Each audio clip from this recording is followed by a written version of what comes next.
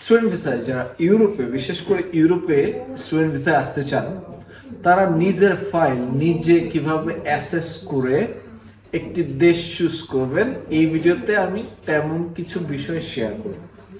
আমি তিনটি ওয়ে বলবো, যে তিনটা ওয়েতে আপনি নিজের ফাইল নিজে চুজ করতে পারবেন। অ্যাডিশনালি আরো 2-3টা ওয়ে বলবো যারা ফ্যামিলি বা গ্যাপ আছে তাদের জন্য। তো সম্পূর্ণ ভিডিওটা দেখলে তাহলে আপনাকে কোনো কনসালটেন্ট ছাড়া আপনি নিজে বুঝতে পারবেন যে কোন ডেস্টিনেশনটা অর্থাৎ কোন কান্ট্রিটা আপনার জন্য ভালো হবে। সেটা কি সুইডেন, সেটা কি জার্মানি, সেটা কি নেদারল্যান্ড, নাকি সেটা পোল্যান্ড, নাকি রোমানি। তো আপনি যে কোনো দেশ চুজ করার ক্ষেত্রে আপনি এই বিষয়গুলো যদি মাথায় নিয়ে কাজ করেন, তাহলে আপনি নিজের ফাইল সঠিক দেশে অ্যাসেসমেন্ট করে প্রসেস করে আসতে পারবেন এবং আপনার সম্পূর্ণ প্ল্যান করতে সুবিধা হবে। তো চলুন চলে যাই মূল আলোচনা। হাই ডিয়ার ভিউয়ার্স, আমি এস.এম. শালম সৈকত, ফিনল্যান্ডের হেলসিঙ্কি সিটি থেকে আপনাদের সবাইকে জানাচ্ছি স্বাগত। আমরা স্টাডি ওয়ার্ল্ড বিডি ইউরোপের 8টি দেশ নিয়ে কাজ করি। আমরা এ নিয়ে প্রফেশনাল সার্ভিস দিই।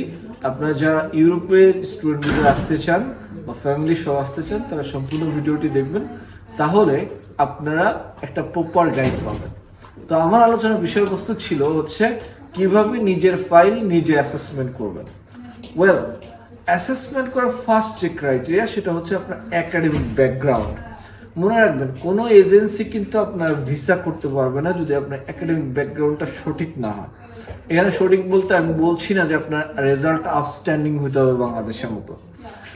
জাস্ট মিনিমাম রিকোয়ারমেন্ট, যেমন যারা ব্যাচেলরে যাবেন তাদের at least higher secondary school certificate অর্থাৎ এইচএসসি পাস, মিনিমাম সিজিপিএ 3.5 বা 3 অ্যাবভ হলেও অনেক দেশে সম্ভব হয়। কিন্তু কিছু কিছু ইউনিভার্সিটি হয়তো ক্রাইটেরিয়া দিয়ে দেয় যে 60% বা 70% মার্ক থাকতে হবে। যেমন ধরেন লিথুনিয়াতে আমরা কাজ করি, ভিলনাস ইউনিভার্সিটি ক্রাইটেরিয়া হচ্ছে বাংলাদেশে এইচএসসিতে 4.5 থাকতেই হবে। এখন এমন যদি কোনো ইউনিভার্সিটি ক্রাইটেরিয়া থাকে, এগুলো যে অহরহ এমন ক্রাইটেরিয়া দেয় তা কিন্তু না। অ্যাটলিস্ট মিনিমাম রেজাল্ট অর্থাৎ এইচএসসি সার্টিফিকেট থাকতে হবে ব্যাচেলারের জন্য, মাস্টার্সের জন্য অ্যাটলিস্ট ব্যাচেলারের সার্টিফিকেট এবং ট্রান্সক্রিপ্ট থাকতে হবে। এখানে লক্ষণীয় বিষয় হচ্ছে আমরা অনেকে এমন কিছু সাবজেক্টে পড়াশোনা করি, যেমন বাংলাদেশে বাংলায় অনার্স করছেন, কারণ পৃথিবীর কোথাও গিয়ে বাংলায় মাস্টার্স করবেন এমন সাবজেক্ট মিলাইতে পারেন না, বা ইসলামী ইতিহাসে পড়াশোনা করছেন, কারণ ইসলামী ইতিহাসে তো ইউরোপে মাস্টার্স আপনি করতে পারবেন না। বা পলিটিক্যাল সায়েন্সে পড়ছেন, হ্যাঁ পলিটিক্যাল সায়েন্স পাবেন, কিন্তু ফ্যাক্ট হচ্ছে আপনি কি এই রিলিভেন্ট প্রোগ্রাম পাবেন কিনা, অর্থাৎ আপনার এটা আসলে কেরিয়ার থাকবে কিনা। তো আমরা অনেকেই আবেগের বশে অনেক সাবজেক্ট চুজ করে ফেলি ব্যাচেলার, যেটা আমাদের লং টার্ম ক্ষতি হয়। তাই একাডেমিক ব্যাকগ্রাউন্ডটা প্রপার অ্যাসেসমেন্ট করা, যেমন আপনি সিএসসিতে পড়ছেন বা ফার্মাসিতে পড়ছেন বা আপনি ধরেন ইঞ্জিনিয়ারিং সাবজেক্টে পড়ছেন বা বিজনেস রিলেটেড সাবজেক্ট পড়ছেন, আপনি প্রপার একাডেমিক ব্যাকগ্রাউন্ডটা ইম্পর্টেন্ট। আপনি আপনার একাডেমিক ব্যাকগ্রাউন্ড অনুসারে একটা কান্ট্রি চুজ করা উচিত, যে কান্ট্রিতে আপনার ওই সাবজেক্ট রেলিভেন্ট, পড়াশোনা ভালো। নাম্বার 2 যে ক্রাইটেরিয়াটা সেটা হচ্ছে ল্যাঙ্গুয়েজ রিকোয়ারমেন্ট। এখন ইউরোপে একটা দেশে পড়বেন, আপনার ল্যাঙ্গুয়েজ রিকোয়ারমেন্ট থাকে 90% ক্ষেত্রে। এখন আমাদের দেশে একটা কমন ফোন কল, সেটা হচ্ছে আয়েল ছাড়া হয় কিনা। আর আয়েল ছাড়া যদি পড়াশোনাই করেন তাহলে বাংলাদেশে পড়াশোনা করেন, অন্য দেশে যাওয়ার দরকার নেই। আপনার কেন বাংলা দিয়ে তো আর আপনি ইউরোপে পড়াশোনা করবেন না। তো এমওআই দিয়ে অনেক জায়গায় যাওয়া যায়, but I never ever encourage without language certificate. কারণ ল্যাঙ্গুয়েজ সার্টিফিকেট থাকলে আমরা যারা স্টুডেন্ট ভিসা নিয়ে কাজ করি, আমাদের যেমন একটা স্টুডেন্টের অ্যাডমিশন আনা সহজ হয়, ভিসা প্রক্রিয়াটাও সহজ হয়। সেক্ষেত্রে আমরা যেটা করি, অ্যাম্বাসি ফেস করালে ওই স্টুডেন্টটাকে নিয়ে কনফিডেন্স ফিল করি, কারণ তাকে একটা অ্যান্সার শিখিয়ে দিলে সে ওই অ্যান্সারটা গিয়ে বলতে পারে। আর যারা মুখস্থ মনে করেন যে আপনারা তো গাইড করবেন, আমরা তো গাইড করি, 2টা কোশ্চেন যদি আউট অফ দ্য বক্স আসে আপনারা তো গুছা বলতে হবে, সেটা তো আপনার দিবে, আমারা দিবে না। আমরা নয় গাইড করতে পারি, আমরা এর থেকে বেশি কিছু করতে পারি না। সো সেকেন্ড যেটা রিকোয়ারমেন্ট আমি মনে করি সেটা হচ্ছে ল্যাঙ্গুয়েজ সার্টিফিকেট।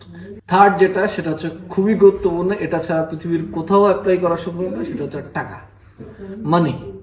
আপনার মানির যোগ্যতাটা হচ্ছে সব থেকে বড় যোগ্যতা। আপনাদের আইএলটিএস আছে, আপনার একাডেমিক সার্টিফিকেট আছে, কিন্তু ভিসা লাইনে নামবেন, টাকা ছাড়া একটা স্টেপও নিতে পারবেন না। পাসপোর্ট করতে টাকা, আইএলটিএস দিতে, পরীক্ষা দিতে টাকা, অ্যাডমিশন করতে টাকা, ভিসা ফি, টিউশন ফি, মানে প্রতিটা স্টেপে টাকা। যাদের ফাইন্যান্সিয়াল ব্যাকআপ যথেষ্ট আছে তাদের জন্য অপশন বেশি। এখন ধরেন আপনি নেদারল্যান্ডে পড়বেন বা জার্মানিতে পড়বেন, ব্লক অ্যাকাউন্টে টাকা রাখতে হবে। এখন যার ব্লক অ্যাকাউন্টে টাকা দেখানোর সামর্থ্য নাই, সে কি জার্মানি চুজ করবে? Never ever. এখন ধরেন আপনি কেউ একজন সুইডেন চুজ করবেন, সুইডেনের টিউশন ফি, ফিনল্যান্ডের টিউশন ফি বেশি, ফিনল্যান্ডের জব ক্রাইসিস বেশি, আপনি কি তাহলে ফিনল্যান্ড চুজ করবেন? নেভার। সেক্ষেত্রে আপনি চুজ করবেন যে দেশগুলোতে টিউশন ফি কম, যেমন রোমানিয়া আছে, বুলগেরিয়া আছে, পোল্যান্ড আছে, লিথুনিয়াতে আছে। তার মানে টাকার সাথে জড়িত আপনি কোন দেশ চুজ করবেন, কোন দেশ না চুজ করবেন। আমি যে এই কথাগুলো বললাম, এই তিনটা হচ্ছে major criteria to assess your file. এইবার আসেন অ্যাডিশনাল ক্রাইটেরিয়া। অ্যাডিশনাল ক্রাইটেরিয়া হচ্ছে আপনি ধরেন স্পাউস নিয়ে আসবেন, কারণ স্পাউস সহ স্টুডেন্ট তো রোমানিয়া ভিসা দেয় না, পোল্যান্ডে ভিসা দেয় না, তাহলে কি এই দেশগুলো আপনি স্পাউস সহ আসা সম্ভব হবে না। আবার আপনি রিসেন্টলি ডেনমার্ক অফ করছে, তাহলে ফ্যামিলি সহ আপনি যেতে পারবেন কোথায়? ফিনল্যান্ডে, সুইডেনে, লিথুনিয়া মাস্টার্স প্রোগ্রামে। আলহামদুলিল্লাহ এই তিনটা দেশে আমরা কাজ করি। আবার ইউকেতে রিসার্চ প্রোগ্রাম, এছাড়া নরওয়েতে ফ্যামিলি নিয়ে যাওয়া যায়। তো এই যে ফ্যামিলি যারা আছেন তারা অটোমেটিক অন্যান্য ডেস্টিনেশনগুলো বন্ধ হয়ে যাচ্ছে। এবার আসেন লং ইয়ার গ্যাপ। লং ইয়ার গ্যাপ কিন্তু পৃথিবীর অনেক দেশেই নেয় না, কিন্তু কিছু কিছু ডেস্টিনেশন আছে নেয়। তার মধ্যে অন্যতম হচ্ছে ফিনল্যান্ড। বুইড়া বয়সেও আপনি ব্যাচেলর করতে পারেন, কোনো সমস্যা নাই। আর একটা বিষয় হচ্ছে চেক রিপাবলিক কিন্তু আপনার 10-15 বছর গ্যাপে ভিসা হয়। সুইডেনেও মাস্টার্স প্রোগ্রামে 10 বছর গ্যাপ, 12 বছর গ্যাপ হলে সমস্যা হয়। তবে গ্যাপ যাদের আছে তাদের কিন্তু আমরা এটা মাথায় রাখতে হবে। তো এই যে বিষয়গুলো আমি শেয়ার করলাম, এই বিষয়গুলোই হচ্ছে একটা ফাইল অ্যাসেসমেন্টের মূল পন্থা। ধরেন আমাদের কাছে অনেক ফাইল আসে যারা ডিরেক্টলি একটা দেশের জন্য প্রশ্ন করে, আমরা প্রোফাইলটা দেখে বুঝি যে এ আসলে এর সুইডেনে যাওয়া উচিত না, এর হয়তো বা লিথুনিয়া গেলে ভালো হবে, এর হয়তো পোল্যান্ড গেলে ভালো হবে। এটা এমন না যে আমরা নিজেদের বেনিফিট দেখেন, আমরা 8টা দেশ নিয়ে কাজ করি। আমরা যে দেশেই পাঠাবো ওই দেশে কিন্তু আমরা ভিসা হলে একটা সার্ভিস পাবো। তো তার মানে হচ্ছে আমাদের টার্গেট থাকে এর ফাইলটা কোথায় অ্যাসেস করলে এর ভিসা পাওয়ার সুযোগ আছে। আমার প্রোফাইল দিয়ে আপনার অ্যাসেসমেন্ট হবে না, আপনার প্রোফাইল দিয়ে আপনার অ্যাসেসমেন্ট হবে। তো এই ছিল আমার আলোচনা বিষয়বস্তু। Thank you very much for watching my video. Have a nice day.